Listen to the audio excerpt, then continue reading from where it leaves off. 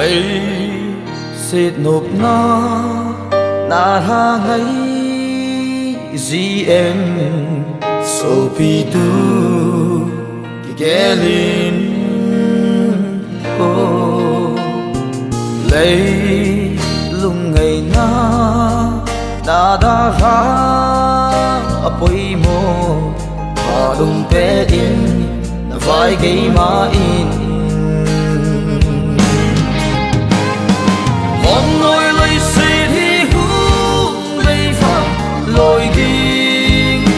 ahitai Sopi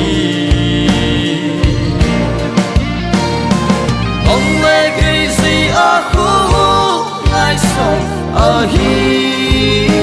Pakai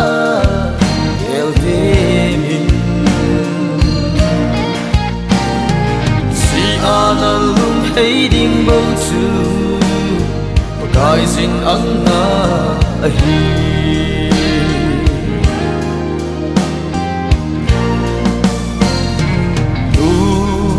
Leiset beitaleh hoilam Najon Sopi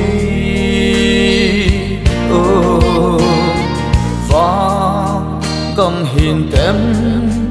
mây điêu số hin tem để linh tu VAIGEI mai Vannoi Leiset beivah loiding ahitai Sopi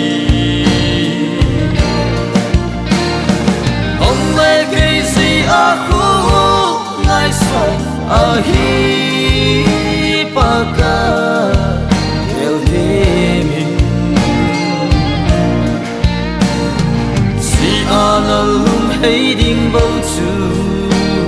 Pakai anga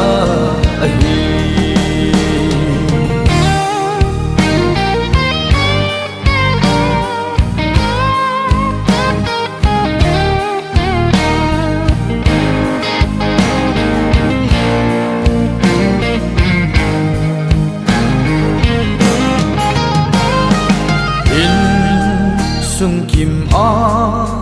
rapture ni ting lệ đi kim số na diu vem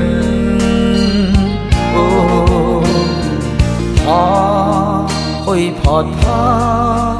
na nei lai bedin isani Krista su Vannoi Leiset beivah loiding ahitai Sopi khongai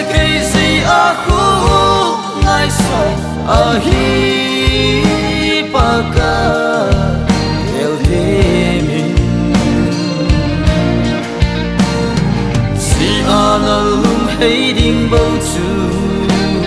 Pakai anga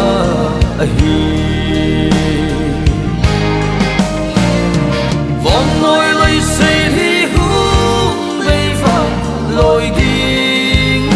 ahitai Sopi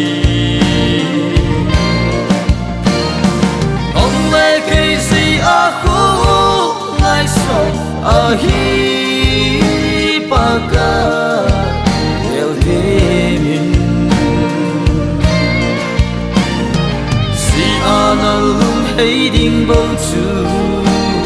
Pakai anga nalung bouchu Pakai anga